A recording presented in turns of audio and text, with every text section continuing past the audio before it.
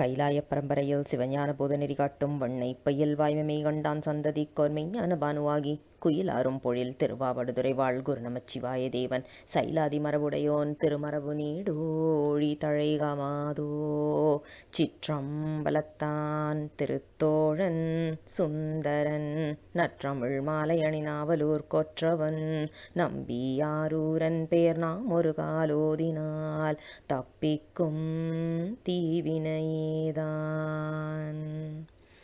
சிவசிவ. திருச்சிற்றம்பலம். 11ஆம் திருமுறையில் இருந்து திரு ஆலங்காடு பதிகம், காரைக்கால் அம்மையார் அருளிச் செய்தது. முதல் பாடல்.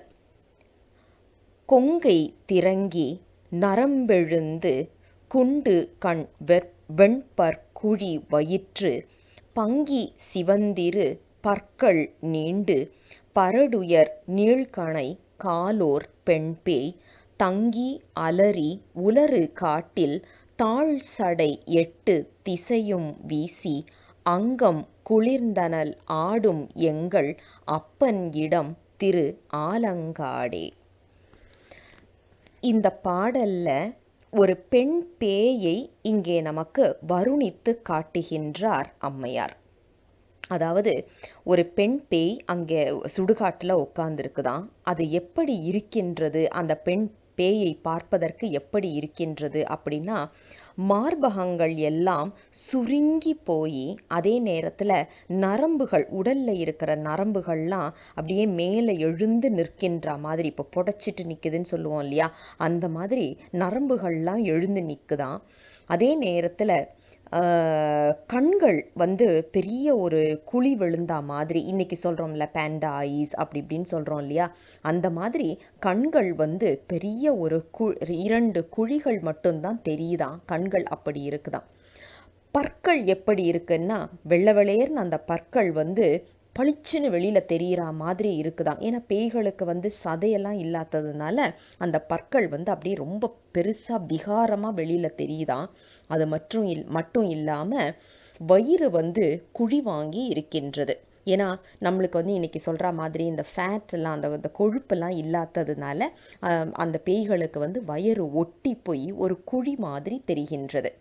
அதே நேரத்துல அதோடைய தலைமுடி, அதாவது பங்கி சிவந்து இரு பற்கள் நீண்டு, தலைமுடி சிவந்து இருக்கின்றது, பற்கள் நீண்டு இருக்கின்றது.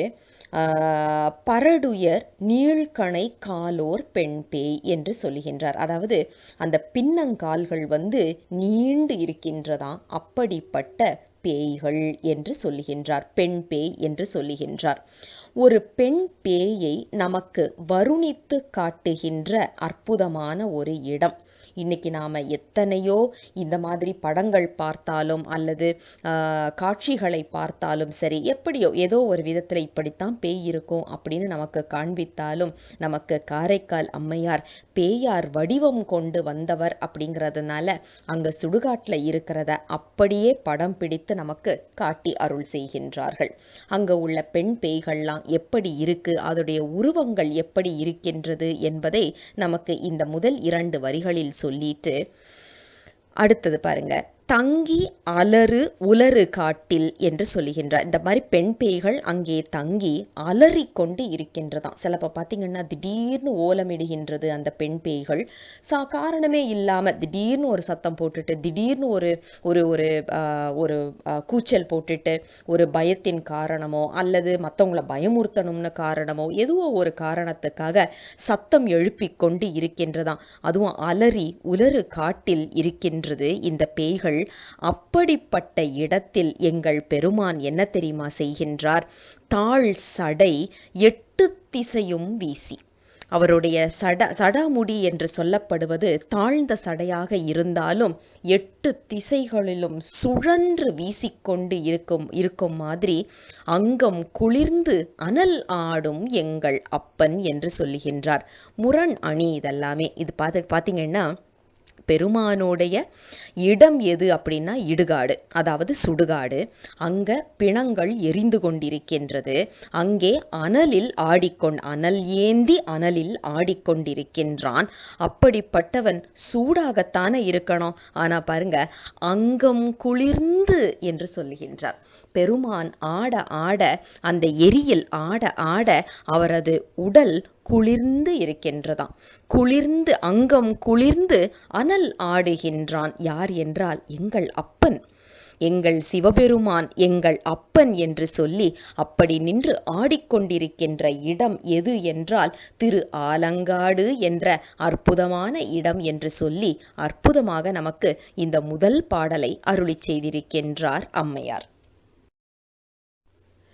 இரண்டாவது பாடல். கள்ளி கவட்டிடை காலை நீட்டி கடைக்கொள்ளி வாங்கி மசித்து மையை உள்ள எழுதி வெடுவெடென்ன நாக்கு வெருண்டு விலங்கு பார்த்து துள்ளிச் சுடலை சுடுபிணத்தி சுட்டிட முற்றும் சுழிந்து பூழ்தி அள்ளி அவிக்க நின்றாடும் எங்கள் அப்பன் இடம் திரு ஆலங்காடே. இந்த இரண்டாவது பாடல் பார்த்தா ஒரு பேயோடைய வாழ்க்கையை நமக்கு, அதாவது ஒரு சுடுகாட்டில் இருக்கிற பேய் எப்படியெல்லாம் தன்னை அலங்காரம் செய்து கொள்ளுகின்றது அப்படிங்கிற குறிப்பை நமக்கு எடுத்து சொல்லுகின்றார். முதல் பாடல் ஒரு பேய் எப்படி இருக்கு, தோற்றம் எப்படி இருக்கு என்று சொன்னவர் இப்போ அந்த பேயோடைய அலங்காரத்தை நமக்கு எடுத்து சொல்லுகின்றார். அதாவது இந்த பேய் என்ன பண்ணுதான், நல்ல காலை நீட்டி உட்காந்துக்குதான்.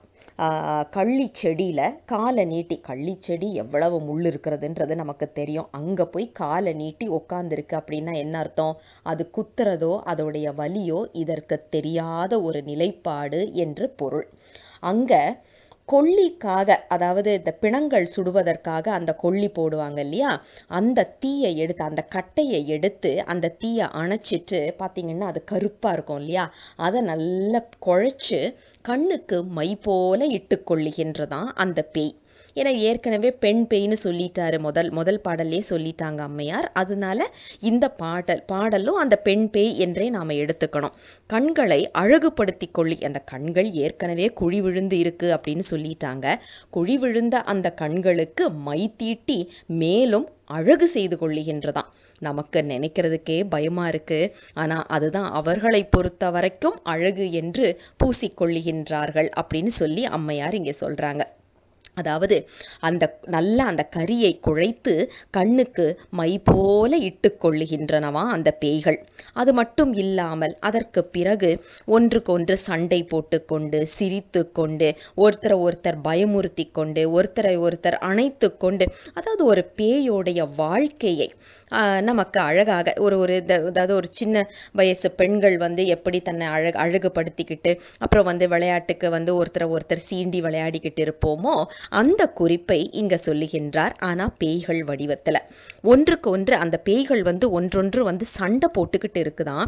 அது மட்டும் இல்லாம ஒருத்தரை பார்த்து ஒருத்தர் நகைச்சிட்டு கோவமா சிரிச்சிட்டு அந்த மாதிரி விளையாடி கொண்டு இருக்கின்றது.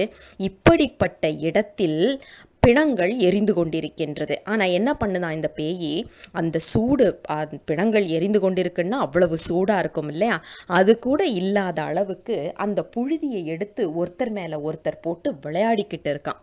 இன்னைக்கு நாம செய்யறோம் இல்லையா, ஒரு பீச்சுக்குன்னு போனோம்னா தண்ணியில இறங்கணும் அப்படின்னா அந்த தண்ணியை ஒருத்தர் மேல ஒருத்தர் வீசி விளையாடுறோம் இல்லையா, அதே மாதிரி பேய்கள் எங்க பீச்சுக்கா போகுது, சுடுகாட்டுல தான். அதனால சுடுகாட்டுல என்ன இருக்கோ அதை வைத்து விளையாடி கொண்டிருக்கின்றதாம். அந்த நெருப்பு புழுதியை எடுத்து ஒருத்தர் மேல ஒருத்தர் போட்டு விளையாடி கொண்டிருக்கின்றனவா இந்த பேய்கள். அப்படிப்பட்ட இடத்தில் நின்று எங்கள் சிவபெருமான் அந்த அந்த அந்த நெருப்புக்கு நடுவில் நின்று அழகாக ஆடிக்கொண்டிருக்கின்றார் அப்படின்னு சொல்லி அந்த காடையும், அதாவது சுடுகாடையும் அப்படிப்பட்ட இடத்தில் எங்கள் சிவபெருமான் இருந்து ஆடுகின்றார் அப்படிங்கிற குறிப்பையும், அதாவது முதல் பாடல்ல ஒரு பேய் எப்படி இருக்குன்னு சொன்னவங்க இரண்டாவது பாடல்ல அவங்களுடைய அலங்காரங்களை பத்தி அழகாக சொல்லி அருள் செய்கின்றார்கள். மூன்றாவது பாடல். வாகை விரிந்து வெள் நெற்றொலிப்ப மயங்கிருள் கூர்நடு நாளை ஆங்கே கூகையோடு ஆண்டலை பாட ஆந்தை கோடதன் மேற்குதித்து ஓட வீசி ஈகை படர்தொடர் கள்ளி நீழல் ஈமம் சுடுகாடு காட்டகத்தே ஆகம் குளிர்ந்தனல் ஆடும் எங்கள் அப்பனிடம் திரு ஆலங்காடே. இந்த பாடல்ல சுடுகாடு எப்படி இருக்கின்றது என்பதை அம்மையார் வருணிக்கின்றார். அதாவது வாகை மரங்கள் நிறைய இருக்கின்றதாம். அதாவது ஒரு சுடுகாடுன்னு எடுத்தாச்சுன்னா அங்கே எப்படிப்பட்ட பறவைகள், அப்புறம் எப்படிப்பட்ட விலங்குகள், எப்படிப்பட்ட செடிகள்லாம் இருக்குது அப்படிங்கிறத நமக்கு வருணிக்கணும் இல்லையா? ஏன்னா இந்த பாடல் முழுவதுமே பார்த்திங்கன்னா, அதாவது இந்த பதிகம் முழுவதுமே பார்த்திங்கன்னா ஒரு சுடுகாட்டை நமக்கு வருணிப்பதாக அமைத்து கொடுத்திருக்கின்றார்கள்.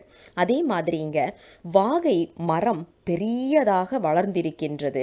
அதில் இருந்து அந்த காய்கள், அதுலேருந்து அந்த சலசலன்னு அந்த காய்களுடைய சத்தம் கேட்டுக்கிட்டே இருக்குதான். அதனால பார்த்தீங்கன்னா வாகை விரிந்து நெற்றொலிப்ப அந்த சத்தம் சலசலன்னு கேட்டுக்கிட்டே இருக்குதான்.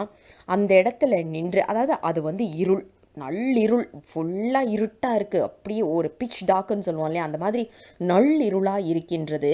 அந்த இடத்தில் காய்களுடைய சலசலப்பு சத்தம் கொஞ்சம் ஒரு பயமுறுத்துவதாக இருக்கின்றது. அப்படிப்பட்ட இடத்துல இந்த கோட்டான், ஆந்தை போன்ற பறவைகள், ஏன்னா நமக்கு எல்லாம் தெரியும் ஆந்தை, கோட்டான் இதெல்லாம் சுடுகாட்டில் தான் அதிகமாக இருக்கும் என்பது தெரியும். அப்படிப்பட்ட அந்த பறவைகள் அங்கே இந்த காய்கள் அசைகிற சலசலப்புக்கும் இந்த பறவைகள் எழுப்புகின்ற ஒலிக்கும் ரொம்ப பயமாக இருக்குதான் அந்த செடி, அந்த சத்தமெல்லாம் கேட்கறதுக்கு. அப்படிப்பட்ட இடத்துல மரப்பொந்துகள் நிறைய இருக்கின்றது. அந்த பொந்துகளுக்கு உள் பறவைகள் இருக்கவும் செய்கின்றதாம். அப்படிப்பட்ட ஒரு பயமுறுத்துகின்ற, பயப்படத்தக்க உள்ள ஒரு சுடுகாடு என்று நமக்கு வருணித்து விட்டு அங்க பிணங்களை சுடுவதற்காக விறகுகளை அடுக்கி வைத்திருக்கின்றார்கள் இல்லையா? அப்படிப்பட்ட சுடுகாடு அப்படின்னா என்ன? ஆக்டிவா இருக்கு. இன்னும் அங்க சுடுகாட்டில் பிணங்களை எரிச்சுக்கிட்டே இருக்கிறாங்க. அப்படிப்பட்ட சுடுகாடு, அதாவது அங்கே அந்த நெருப்பு அணையாமல் பிணங்கள் எரிந்து கொண்டே இருக்கின்றது.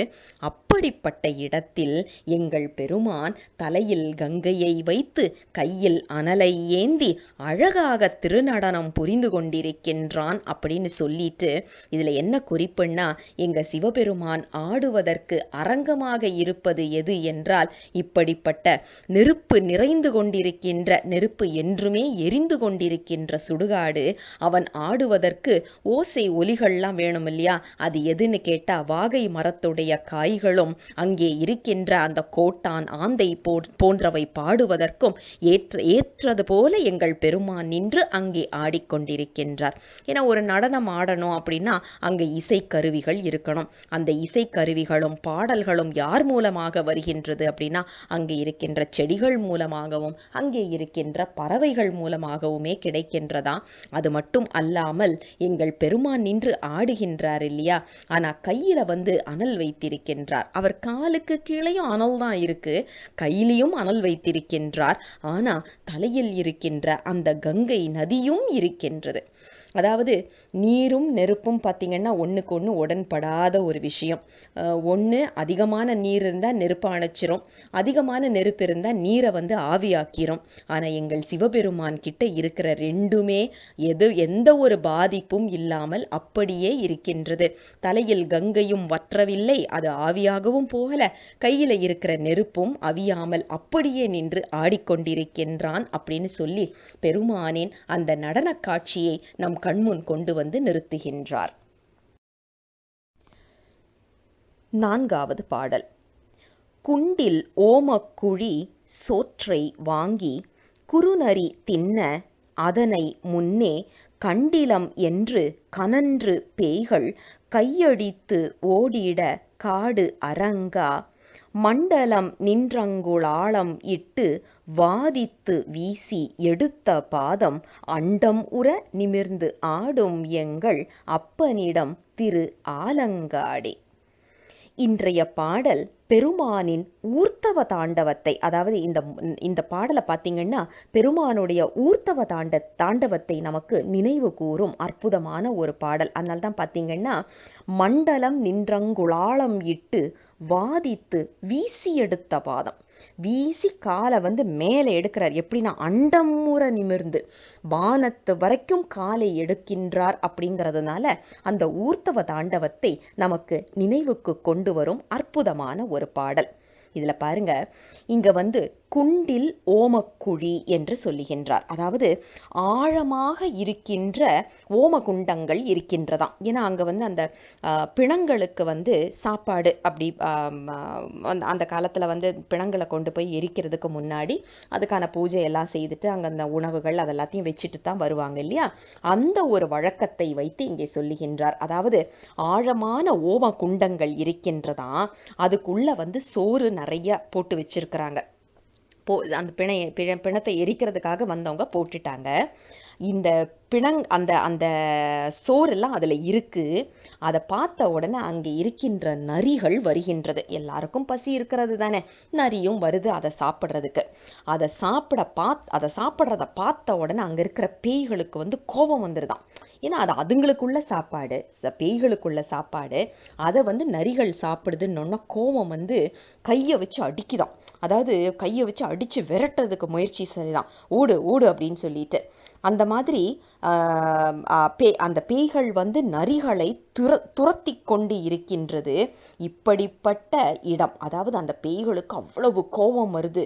ஒன்று அடிச்சு அந்த நரியை துரத்துறதுக்கு வந்து முயற்சி செய்து கொண்டிருக்கின்ற அப்படிப்பட்ட ஒரு காடு, சுடுகாடு என்று சொல்லிட்டு, இப்படிப்பட்ட இடத்தில் எங்கள் பெருமான் என்ன தெரியுமா செய்யறாரு? காலை அப்படியே மேல தூக்கி, அதிர மேல தூக்கி, அண்டம் எல்லாம் பார்க்குற அளவுக்கு தூக்கி நின்று ஊர்த்தவ தாண்டவம் ஆடிக்கொண்டிருக்கின்றார். அப்படிங்கிற ஏன்னா இது நம்மளுக்கு காளியோடு ஆடின அந்த நடனத்தை நமக்கு நினைவுக்கு கொண்டு வரும் ஒரு பாடல். காளியோடு ஆடி கூலியோடு ஆடி என்று நமக்கு 10ஆம் திருமுறையில ஒரு பாடல் வரும் இல்லையா, அந்த பாடலை நினைவுக்கு கொண்டு வரும் அற்புதமான ஒரு வரி இது. பெருமான் அந்த நடனத்தில் ஜெயிப்பதாக தனது கால்களை மேலே தூக்கி ஆடுகின்றார். அந்த இடத்துல காளி வந்து தோத்தாங்க அப்படிங்கிற குறிப்பு. அதை தான் இந்த பாடல்ல வைத்து நமக்கு அருள் செய்கின்றார்கள் காரைக்கால் அம்மையார். 5வது பாடல். விழுது நிணத்தை விழுங்க விட்டு வெண்தலை மாலை விரவப் பூட்டி கழுது தன் பிள்ளையை காளி என்று பேரிட்டு சீருடை தாவளர்த்து புழுதி துடைத்து முலை கொடுத்து போயின தாயை வரவு காணாது அழுதுறங்கும் புறம் காட்டில் ஆடும் அப்பனிடம் திரு ஆலங்காடே. அதாவது ஒரு பேய்களுக்கும் அழகான ஒரு குடும்ப வாழ்க்கை இருக்கின்றது. அது அங்கேயும் வந்து குழந்தை குட்டியோடு இருக்கிறாங்க அப்படிங்கிற அந்த ஒரு வருணனையை நமக்கு எடுத்து சொல்லும் ஒரு பாடல். உண்மையாவே நாம பேயை பார்த்து இத்தனை காலம் எப்படியெல்லாம் பயந்திருப்போங்கிறதுக்கு வந்து அளவே கிடையாது. ஆனா இந்த பாடலை படிச்ச பிறகு, இந்த பதிகத்தை படித்த பிறகு பேய்கள் மேல் நமக்கு பயம் வராது. ஆனா அவர்களும் நம்மை போல ஒரு சராசரி வாழ்க்கை வாழ்ந்து கொண்டிருக்கின்றார்கள். என்ன, அவர்களுடைய உடல் வேறு, நம்மளுடைய உடல் வேறு அப்படிங்கிற அந்த ஒரு தெளிவை நமக்கு கொடுக்கக்கூடிய அற்புதமான ஒரு பதிகம்தான். அதனால்தான் பாருங்க, இந்த பாடல்ல அந்த பிணங்கள் வெந்து கொண்டிருக்கின்றதாம். சுடுகாட்டில் பிணங்கள் வெந்துட்டு இருக்கு. வேகும்போது இந்த உடல்ல இருக்கிற அந்த கொழுப்பு இருக்கு இல்லையா, அது வந்து உருகி அப்படியே வடிந்து கொண்டு வருகின்றது. அந்த கொழுப்பு உருகி வடிகின்றது. அப்படி வடிகின்ற அந்த கொழுப்பை நல்லா உருட்டி ஒரு பால் மாதிரி உருட்டி அதை வந்து சாப்பிட்றதுக்கு தனது குட்டிங்களுக்காக அந்த பிசாசுகளும் பேய்களும் கொண்டு போய் கொடுக்குதாம். தன் பிள்ளைக்கு வந்து கொடுக்குதாம். அது மட்டும் இல்லாம சின்ன குழந்தைங்களா இருந்ததுன்னா அதுக்கு அழகா வந்துட்டு குளிப்பாட்டி சட்டையெல்லாம் மாட்டி விட்டு, அது ஒரு இப்ப நாம செய்வோம் இல்லையா, ஒரு குழந்தை இருந்ததுன்னா எப்படியெல்லாம் அதை சீராட்டி வளர்ப்போம் இல்லையா, அந்த மாதிரி இந்த பேய்களும் செய்கின்றதாம். என்ன செய்யுதான், அந்த குழந்தைங்களுக்கு வந்து நல்லா அலங்காரம் பண்ணி அதே நேரத்துல வந்து பால் ஊட்டுகின்றதாம். பால் ஊட்டிட்டு இந்த எல்லாம் நல்லா அந்த அழுக்கெல்லாம், ஏன்னா சுடுகாடுங்கும் போது அங்க ஒரே புழுதியா இருக்கும் இல்லையா, அந்த புழுதியெல்லாம் தொடச்சு அழகாக பால் ஊட்டி அதை வந்து படுக்க வச்சுட்டு இந்த தாய் பேய்கள் வந்து வெளியில போகுதாம். இந்த தாயை காணவில்லை என்று இந்த குட்டிங்க வந்து அழுது, இந்த பேய் குட்டிகள் இருக்கு இல்லையா, அதுங்களுக்கெல்லாம் பேர் பாருங்க, காளின்னு வைக்கிறாங்களாம். அந்த நாம கூட இன்னைக்கு நம்ம பிள்ளைங்களுக்கு வந்து அழகான தமிழ் பேரை வைக்கிறது கிடையாது. ஆனா பேய்கள் வந்து காளி அப்படிங்கிற ஒரு அழகான தமிழ் பெயரை அந்த குட்டிங்களுக்கு வச்சு வளர்த்து வருகின்றதாம். அப்படி பால் ஊட்டி அதை படுக்க வச்சுட்டு இந்த பேய் தாய்கள் வந்து வெளியில போயிருச்சு தான். அப்போ இந்த குட்டிங்க வந்து அம்மாவை காணோன்னு சொல்லி அழுது புரண்டு அந்த அழுகையிலேயே அப்படியே மீண்டும் உறங்கி விடுகின்றதாம். அப்படிப்பட்ட சுடுகாடு என்று சொல்லி ஒரு பேயின் வாழ்க்கையை நமக்கு அழகாக சித்தரித்து காட்டியுள்ளார் இந்த பாடல்ல. இப்படிப்பட்ட இடத்தில் நின்றுதான் எங்கள் பெருமான் ஆடிக்கொண்டிருக்கின்றார். எப்படி? எங்கள் அப்பன் திரு ஆலங்காடு என்ற காட்டில் நின்று இப்படி ஆடிக்கொண்டிருக்கின்றார் அப்படிங்கிற குறிப்பை நமக்கு மிக அழகாக எடுத்துச் சொல்லுகின்றார். 6வது பாடல். பட்டடி நெட்டுகிர் பாருகார் பேய் பருந்தொடு கூகை பகண்டை ஆந்தை குட்டியிட முட்டை கூகை பேய்கள் குறுநரி சென்றணங்காடு காட்டில் பட்டடி துப்பூரம் காட்டில் இட்ட புணத்தினை பேர புரட்டி ஆங்கே அட்டமே பாய நின்றாடும் எங்கள் அப்பனிடம் திரு ஆலங்காடே என்று சொல்லுகின்றார்.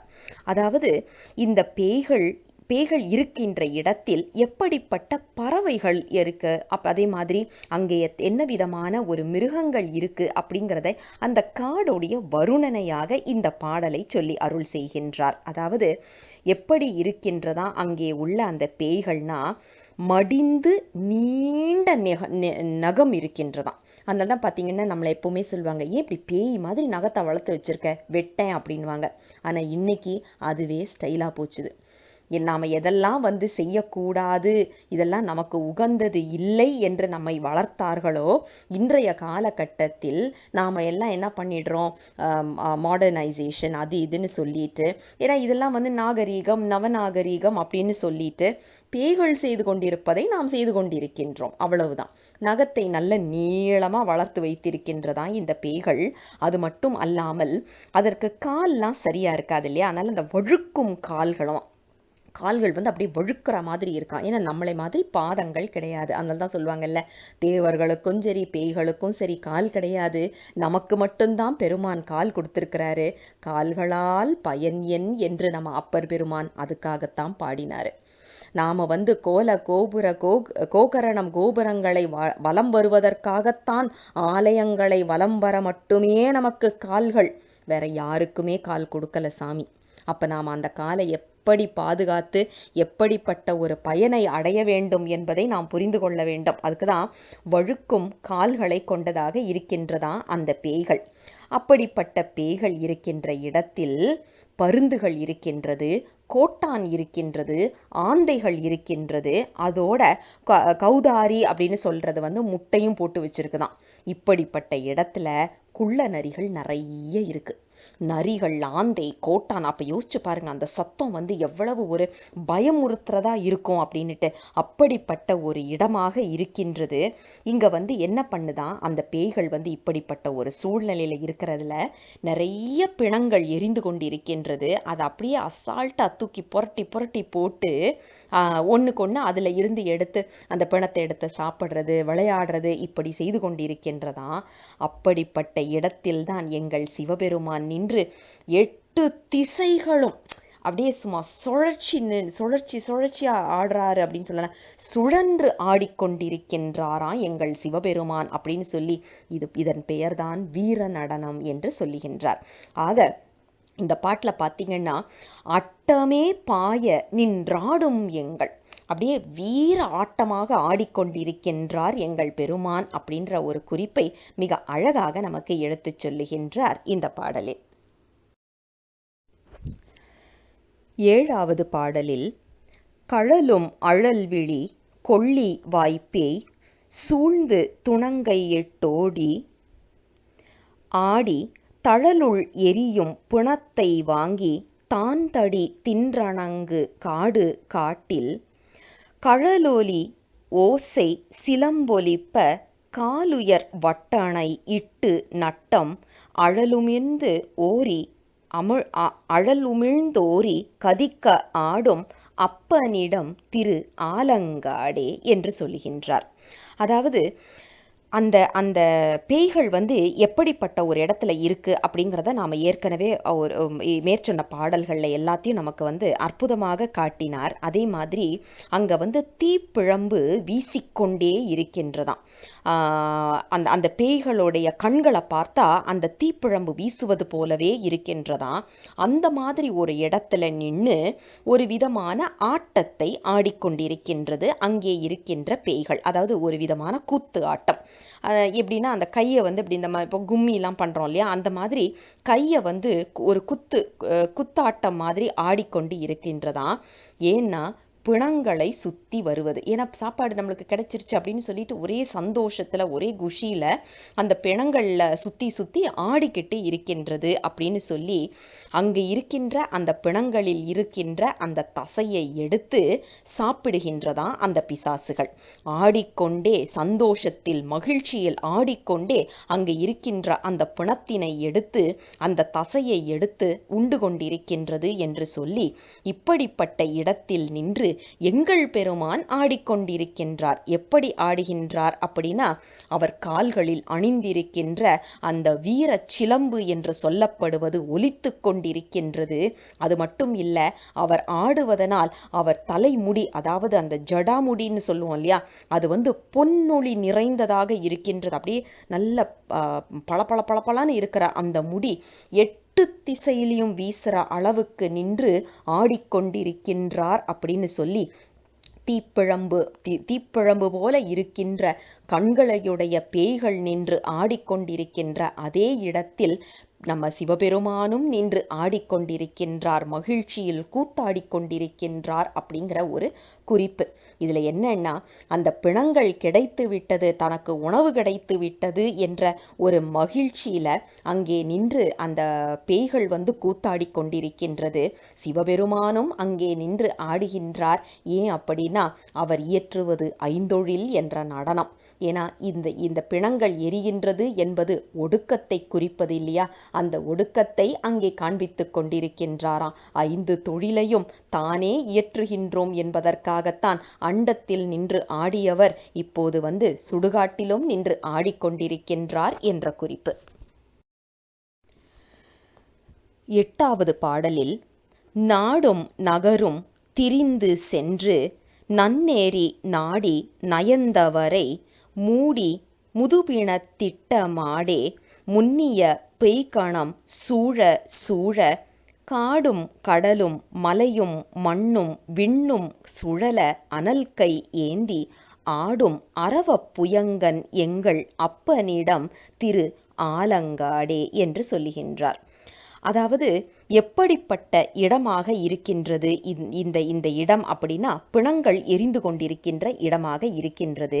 அது மட்டும் இல்ல, இந்த பழைய பிணங்கள் எல்லாத்தையும் ஒரு துணியில சுத்தி சுத்தி அப்படியே ஒரு ஓரமா வைத்திருக்கின்றதுங்களாம் இந்த பேய்கள். ஏன்னா அடுத்ததுன்னு அந்த சுடுகாடு அவ்வளவு பிஸியா இருக்குதாம், ஒவ்வொரு பிணமா எரிஞ்சுட்டே இருக்குதாம். அப்படின்னா பழைய பிணங்களை எடுத்து வச்சிருக்கிறாங்களாம் அடுத்ததுன்னு எரிக்கிறதுக்காக.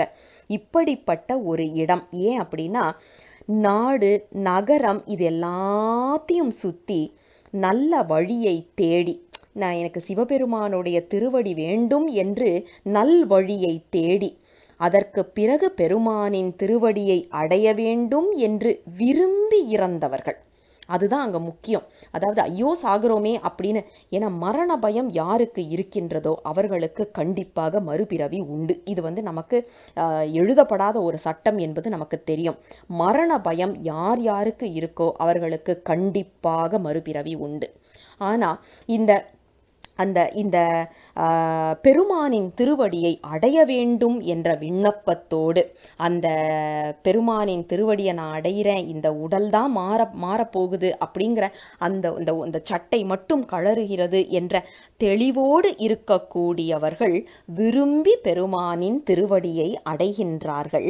அப்படிப்பட்ட பிணங்களை இங்கே தனியாக எடுத்து வைத்துக்கொண்டு இந்த பேய்கள் ஆடிக்கொண்டு இருக்கின்றதாம். இப்படிப்பட்ட இடத்தில்தான் எங்கள் பெருமான் காடு, கடல், மண், மலை, விண் என்று எதை எடுத்தாலும் அது சுழலுவது போல.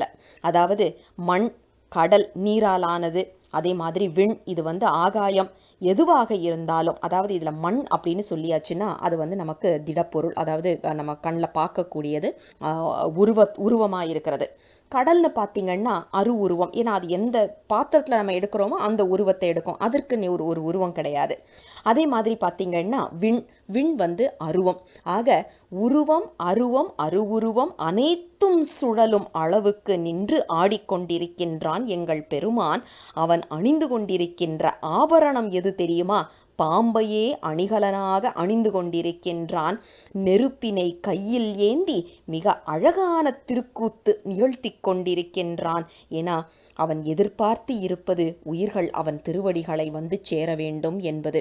இங்கே சில உயிர்கள் அப்படி ஒரு விருப்பத்தோடு அவன் திருவடியை தேடி வந்ததனால மிகவும் மகிழ்ச்சியில் எங்கள் சிவபெருமான் நின்று ஆடிக்கொண்டிருக்கின்றான் அப்படிங்கிற குறிப்பை நமக்கு இந்த பாடலில் எடுத்துச் சொல்லுகின்றார்.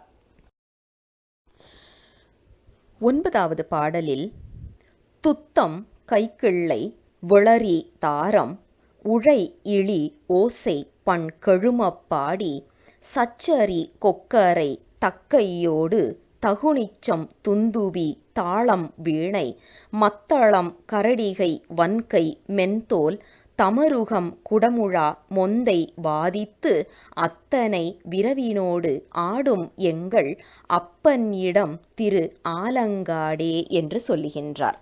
அதாவது ஏழிசையாய் இசைப்பயனாய் என்று நம் நம்பி ஆரூரர் சொல்லுவது போல ஏழு இசையாகவும் இருக்கின்ற எங்கள் சிவபெருமான் இந்த 7 இசையும் ஒரே நேரத்தில் அழகான ஒரு ஓசையாக ஒலித்து கொண்டிருக்கின்ற இடத்தில் நின்று பலவிதமான வாத்தியங்களோடு பலவிதமான அந்த இசை கருவிகள், அதாவது பறைகள், முழக்கம், அப்புறம் உடுக்கை, குடமுழா, இப்படிப்பட்ட வாத்தியங்கள் எல்லாம் ஒலித்து கொண்டு இருக்கின்றது.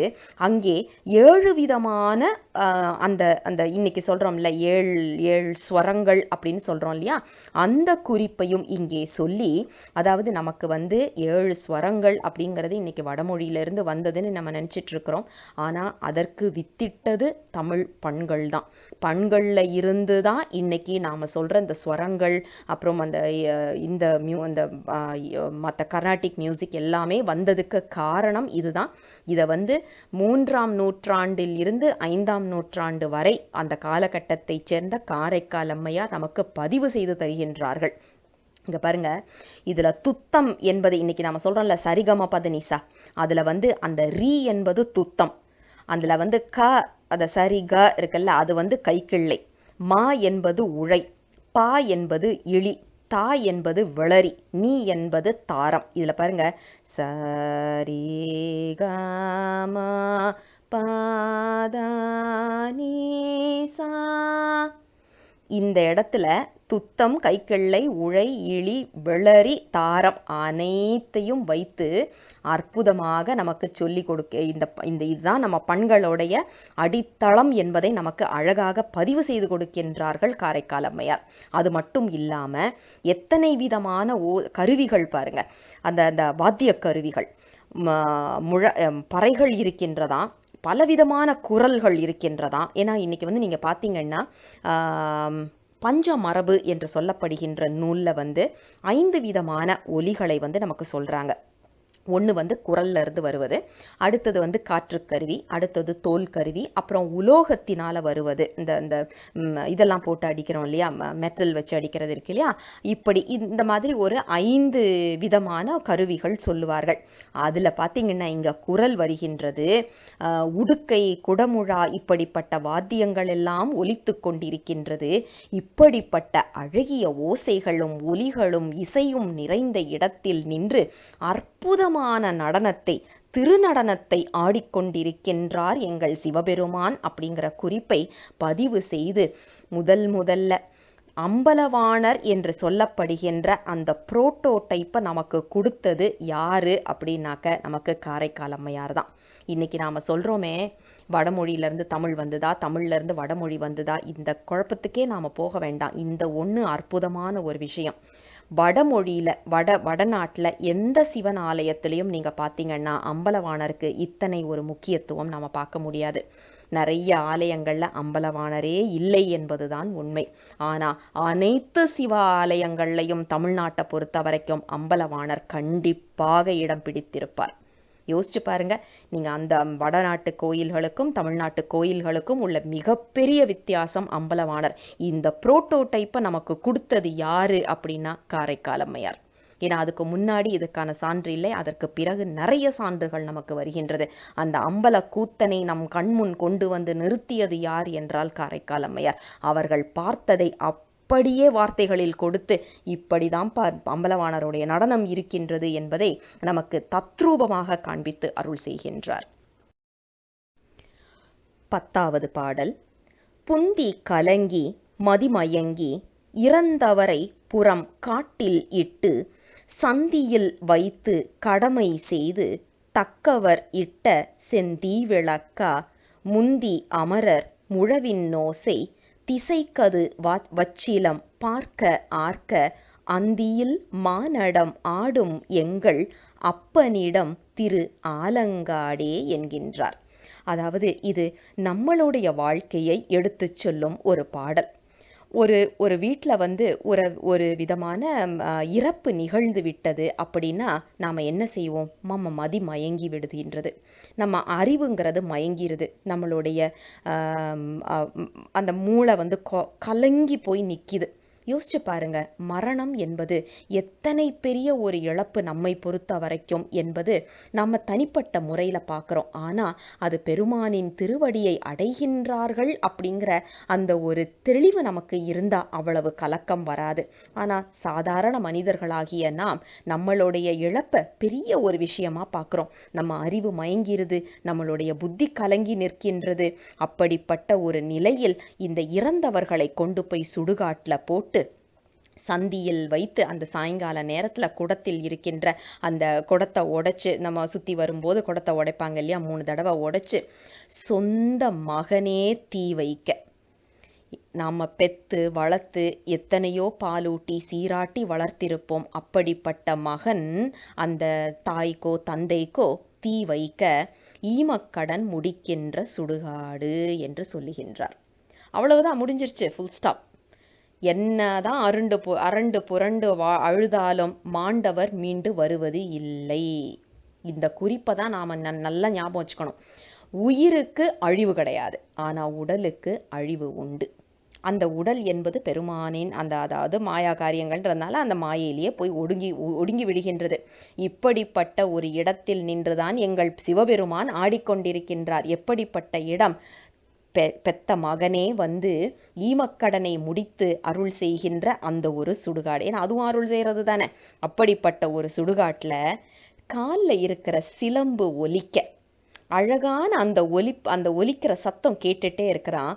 பிரளய முடிவில் நின்று எங்கள் பெருமான் ஆடிக்கொண்டிருக்கின்றார். ஊழிகாலம் என்று சொல்லப்படுகின்ற அந்த நேரத்தில் நின்று அற்புதமான நடனத்தை இயற்றிக் கொண்டிருக்கின்றார் எங்கள் சிவபெருமான் அப்படிங்கிற குறிப்பை நமக்கு இந்த பாடலில் வைக்கின்றார். என்ன குறிப்புன்னா, எப்படிப்பட்ட சொந்தங்களாக இருந்தாலும், எப்படிப்பட்ட பந்தங்களாக இருந்தாலும், எப்படிப்பட்ட உறவுகளாக இருந்தாலும் என்றாவது ஒரு நாள் கண்டிப்பாக பிரிந்தே ஆவார்கள். நான் உயிரே வச்சு பழகினேன் தெரியுமா அப்படின்னு சொன்னாலும் மாண்டவர் திரும்பி வருவது கிடையாது. நம்ம எவ்வளவுதான் அன்பு கொட்டி நம்ம காமிச்சிருந்தாலும், சீராட்டி பாலூட்டி எப்படி வளர்த்திருந்தாலும், எப்படிப்பட்ட ஒரு அன்பை நாம் பொழிந்திருந்தாலும் மாண்டவர் மீண்டும் வருவது இல்லை. அது பெருமானிடம் சென்று விடுவது என்பதை நாம் நினைவில் கொள்ள வேண்டும். ஏன் அப்படின்னா, இன்னைக்கு நம்ம கிட்ட இருக்கிற அனைத்து பிரச்சனைகளுக்கும் காரணம் என்ன என்றால் பாசம். இன்னைக்கு நாம வைக்கிற பாசம் தான் நமக்கு அதை கரெக்டா அதுக்கு பாசம்னு பேர் வச்சாங்க. யோசிச்சு பாருங்க, இந்த குளத்துல எல்லாம் பாசம் நிறைஞ்சு இருக்கும், காலை வச்சு அப்படியே வழுக்கிட்டு இழுத்துட்டு போயிடும். பாசம் என்பது நம்மை ஆழ்குழியில் தள்ளுவது என்பதை நாம் நினைவில் கொள்ள வேண்டும். இன்றைக்கு நாம் வைக்கும் பாசம் நமக்கு அதைத்தான் எடுத்து காட்டுகின்றது. இது கண்கூடா நமக்கு காண்பிப்பதற்காகத்தான் பெருமான் இன்னைக்கு இத்தனை பேரையும் நமக்கு கொடுத்து நல்ல அன்புவை அப்படின்னு நல்லா ஏத்தி விட்டுட்டு அப்படியே புடுங்கிக்கிறார். ஏன் அப்படின்னா, இந்த இந்த உண்மையை நீ உணர வேண்டும். இது எதுவுமே நிரந்தரம் இல்லை என்பதை நீ உணர வேண்டும். உண்மையான இன்பம் எது என்பது திருவடி இன்பம். அதை நீ உணர்ந்து அங்க வருவதற்கு நீ ஏங்க வேண்டும் என்ற குறிப்பில்தான் பெருமான் இதை செய்கின்றார். இன்னைக்கு நம்மை விட்டு ஒருவர் சென்று விட்டார் அப்படின்னு நாம உட்கார்ந்து அழுதுட்டு இருக்கிறத விட, பெருமானின் திருவடிகளுக்கு சென்றிருக்கின்றார். பெருமான் யாம் பார்த்துக்கிட்டதை விட பெருமான் நல்லா பார்த்துக்குவாரு அப்படிங்கிற அந்த ஒரு தெளிவோட நாம அனுப்பி வைக்கிறதுக்கு மனம் தயாராக வேண்டும். அந்த குறிப்பை தான் இந்த பாடலில் சொல்லி அருள் செய்கின்றார் நமக்கு காரைக்கால் அம்மையார். 11வது பாடல். ஒப்பினை இல்லவன் பேய்கள் கூடி ஒன்றினை ஒன்றடி தொக்கலித்து பப்பினை இட்டு பகண்டை பாட பாடிருந் தன்னாரி யாழ் அமைப்ப அப்பனை அணிதிரு ஆலங்காட்டு எம் அடிகளை செடிதலை காரைகார்பேய் செப்பிய செந்தமிழ் பத்தும் வல்லார் சிவகதி சேர்ந்தின்பம் எய்துவாரே. இது திருக்கடைக்காப்பாக அமைந்த பாடல். அதாவது திருக்கடைக்காப்பு என்று சொல்லி அதில் தனது பெயரை குறிப்பிட வேண்டும் என்று சொல்லி அந்த பண்வரிசையை நமக்கு சொல்லிக் கொடுத்தவர், முதல்ல இது எல்லாத்தையும் நமக்கு அறிமுகம் செய்தவர் காரைக்கால் அம்மையார் என்பதை மறந்துவிடக்கூடாது. அதனாலதான் அவர்கள் வழியில்தான் நம் காழிப்பிள்ளையாராக இருக்கட்டும், அப்பர் பெருமானாக இருக்கட்டும், நம்பி ஆரூரராக இருக்கட்டும், அவர்கள் அருளி செய்த பதிகங்கள் அனைத்துமே திருக்கடைக்காப்பாக காரைக்கால் அம்மையாரின் வழியிலேயே நடந்து வந்தவர்கள். இப்போ இந்த 11வது பாடல் பார்த்தீங்கன்னா, பேய்கள் கூட்டத்தை நமக்கு அழகாக கண்முன் கொண்டு வந்து காண்பித்து அருள் செய்தாங்க. அதாவது ஒரு சுடுகாடு, அந்த சுடுகாட்டில் இருக்கிற பேய் கூட்டம், இந்த பேய் கூட்டத்துக்கு நடுவில் நின்று நம்ம சிவபெருமான் ஆடிக்கொண்டிருப்பது, இதை தான் நமக்கு ஒவ்வொரு பாடல்லையும் சொன்னாங்க. அந்த குறிப்பை இங்கே அழகாக ஒரு மொத்தமாக திரண்ட கருத்துக்கள் போல நமக்கு சொல்லுகின்றார்கள். அதாவது ஒப்பு சொல்ல முடியாத இந்த இந்த இந்த பேய் கூட்டம் இருக்குல்ல, ஒப்புமையே சொல்ல முடியாதான், அப்படிப்பட்ட ஒரு பேய் கூட்டமாக இருக்கின்றது. அவங்க எல்லாம் அப்படியே வட்டமாக நின்று ஆடிக்கொண்டிருக்கின்றார்கள். அவங்க ஆடுவதற்கு ஏற்ப அங்கே வாத்தியங்கள் முழங்கிக் கொண்டிருக்கின்றது. அதற்கு ஏற்ப நரிகள் அங்கே ஊளையிட்டு கொண்டிருக்கின்றது. இந்த நரிகள் இடுகின்ற ஊளை இருக்கு இல்லையா, அது யாழ் போல சத்தம் கேட்குதான். அந்த பேய்கள் கைத்தட்டி ஆட்டம் ஆடுவது முழக்கம் போல இருக்கின்றதாம். இந்த இசைக்கருவிக்கு ஏற்ப எங்கள் சிவபெருமான் நின்று ஆடிக்கொண்டிருக்கின்றார். எங்கே என்றால், காரைக்கால் அம்மையார் என்று சொல்லப்படுகின்ற தாம் பேய் வடிவம் கொண்டு அவன் ஆட்டத்தை கண்ணார கண்டு அனுபவித்து மேற்சொன்ன அந்த பாடல்கள் அனைத்தையும் நமக்காக அருளி செய்திருக்கின்றேன் என்று ஒரு குறிப்பை சொல்றாரு. அதாவது இது அனைத்தையும் இந்த மேற்சொன்ன அந்த 10 பாடல்களும் காரைக்கால் அம்மையார் அவர் கண்டதை கண்டவாறு நமக்கு அருளி செய்கின்றார். அப்படியே பார்த்ததை பதிவு செய்கிறாங்க. இதுதான் நமக்கு கடைசி பாடல்ல சொல்றாங்க, நான் பார்த்ததை அப்படியே உங்களுக்கு வருணனையாக கொடுக்கின்றேன் என்ற குறிப்பு. இதுல என்ன முக்கியமா நாம தெரிஞ்சுக்க வேண்டியது அப்படின்னா, இந்த பேய்கள் நாம் வெளியில் எங்கேயும் தேட வேண்டாம். நாம தான் அந்த பேய்கள். யோசிச்சு பாருங்க, இந்த உடலுக்கு உள்ள இருந்து என்ன ஆட்டம் போட்டுட்டு இருக்கிறோம். நம்மளுடைய உடல் அழகுபடுத்திக்கிறதா இருந்தாலும், இந்த வயத்துக்கு சாப்பாடு தேடுறதாக இருந்தாலும், நம்ம குழந்தைங்க குட்டிங்க நம்ம வீட்டில் இருக்கிறது, நம்மளுடைய பொருள் நாம் சேர்த்து வச்சிருக்கிறது, எல்லாத்தையுமே நாம் வைக்கின்ற அன்பு, இது அனைத்தையுமே ஒரு பேயின் வடிவத்தில் நமக்கு காண்பித்தாலும் இது உண்மையில் நம்மளுடைய வாழ்க்கை அப்படிங்கிறத நாம் மறந்துடக்கூடாது.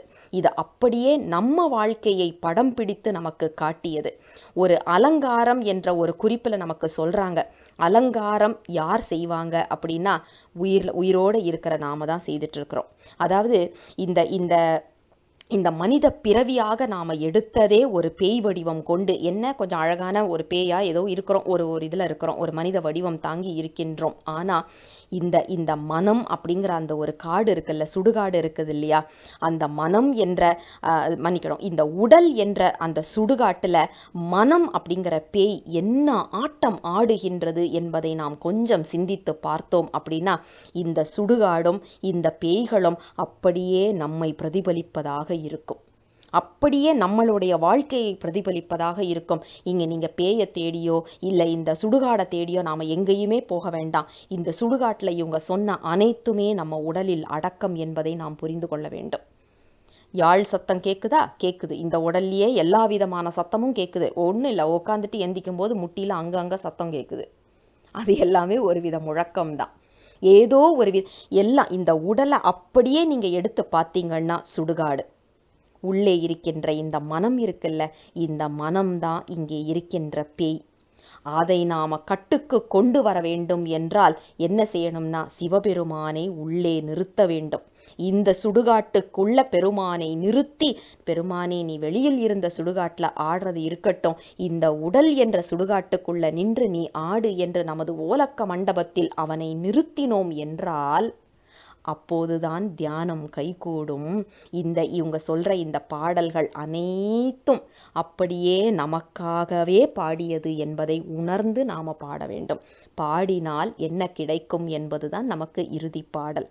சிவகதி சேர்ந்து இன்பம் எய்துவரே என்று அற்புதமாக நமக்கு அருளி செய்கின்றார். ஆக நமக்கு சிவகதி வேண்டும் என்று நினைப்பவர்கள் மேற்சொன்ன அந்த 10 பாடல்களோடு இந்த 11வது பாடலையும் சேர்த்து ஒரு முறை படிக்க வேண்டும். இந்த உயிர், இந்த மனம் என்ற அந்த பேயை அடக்குவதற்கு சிவபெருமானின் கருணை வேண்டும் என்ற அந்த விண்ணப்பத்தை அவனது திருவடியில் வைத்து இந்த 11வது திருமுறையில் இருந்து முதல் திருப்பதி, அதாவது 2வது திருப்பதிகம், காரைக்கால் அம்மையாருடைய முதல் திருப்பதிகத்தை நிறைவுக்கு கொண்டு வருவோம். தென்னாடுடைய சிவனே போற்றி, எந்நாட்டவர்க்கும் இறைவா போற்றி. சிவசிவ. திருச்சிற்றம்பலம். சிவாய நம. திருச்சிற்றம்பலம். பண்கள் தெரியாது, பாடத் தெரியாது, ஆசையின் காரணமாக பாடுவதற்கு முயற்சி செய்கின்றேன். சிவாய நம. திருச்சிற்றம்பலம். கொங்கை தீரங்கி நரம்பெழுந்து கொண்டு கண்வெண்பர் குழி வாயிற்று பங்கி சிவந்தேறு பற்கள் நீண்டு பாரடுயர் நீழ்காணை காலோர் பெண் பேய் தங்கியாலறி உலறு காட்டில் தாழ் சடை 8 தீசையும் வீசி அங்கம் குளிர்ந்தனலாடும் எங்கள் அப்பனிடம் தீரு ஆலங்காடே. அப்பனிடம் தீரு ஆலங்காடே.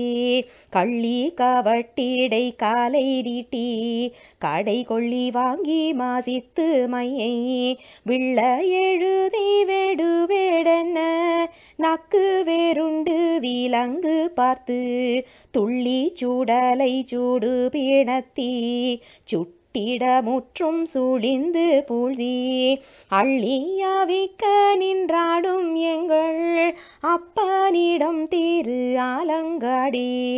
அப்பனிடம் தீரு ஆலங்காடே.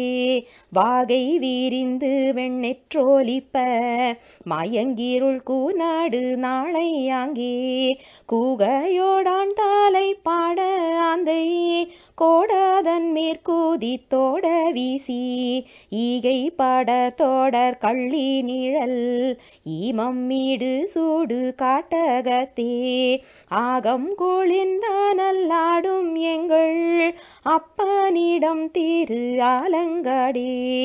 அப்பனிடம் தீரு ஆலங்காடே.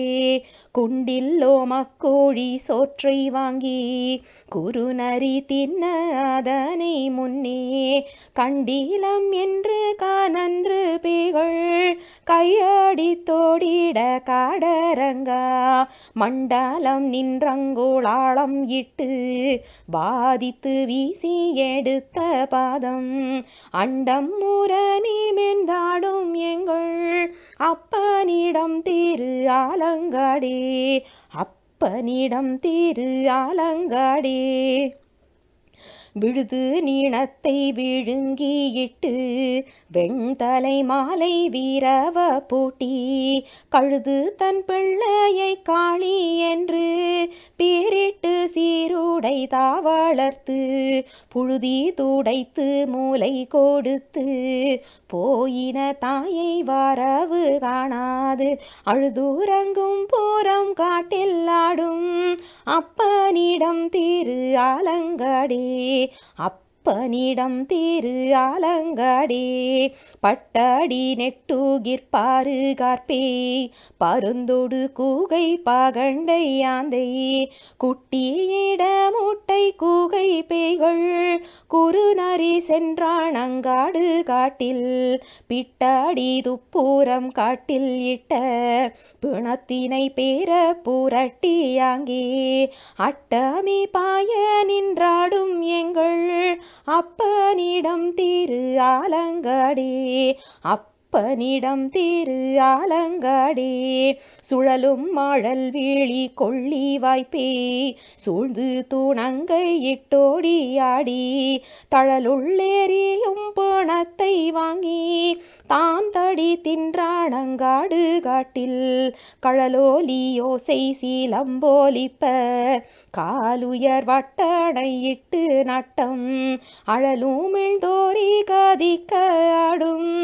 அப்பனிடம் திரு ஆலங்காடே அப்பனிடம் திரு ஆலங்காடே நாடும் நகரும் தீரிந்து சென்று நன்னெறி நாடி நாயந்தவரை மூடி முது பிணத்திட்ட மாடே முன்னிய பேய் காணம் சூழ சூழ காடும் கடலும் மாலையும் மண்ணும் சுழல அனல் கையேந்தி ஆடும் மரவ புயங்கன் எங்கள் அப்பனிடம் திரு ஆலங்காடே அப்பனிடம் திரு ஆலங்காடே துத்தம் கை கிள்ளை விளரிதாரம் உழையிழி யோசை பண் கெழும பாடி சச்சரி கொக்கரை தக்கையோடு தகுடிதம் துந்துபி தாளம் வீணை மத்தளம் கரடிகை வன்கை மென்தோல் தமருகம் குடமூழாம் ஒந்தை வாதித்து அத்தனை விரவினோடாடும் எங்கள் அப்பனிடம் திரு ஆலங்காடே அப்பனிடம் திரு ஆலங்காடே புந்தி காலங்கி மாதி மாயங்கி இறந்தவரை பூரம் காட்டில் இட்டு சந்தியில் வைத்து கடமை செய்து தக்கவரிட்ட செந்தி விளக்க முந்தி அமரர் மூழவின் ஓசை திசை கது வச்சிலம் ஆர்க்க ஆர்க்க அந்தியில் மானாடம் ஆடும் எங்கள் அப்பனிடம் திரு ஆலங்காடே அப்பனிடம் திரு ஆலங்காடே ஒப்பினை இல்லவன் பேய்கள் கூடி ஒன்றினை ஒன்றடி தொக்கலித்து பப்பினை இட்டு பாகண்டையாட பாடிரும் தன்னறியாழமைப்ப அப்பனை அணிதீரு ஆலங்காட்டுள் அடிகளை செடிதலை காரை கார்பே செப்பிய செந்தாமிழ் பத்தும் வல்லார் சிவகதி சேர்ந்தின்பம் எய்துவாரே சிவகதி சேர்ந்தின்பம் எய்துவாரே. திருச்சிற்றம்பலம்.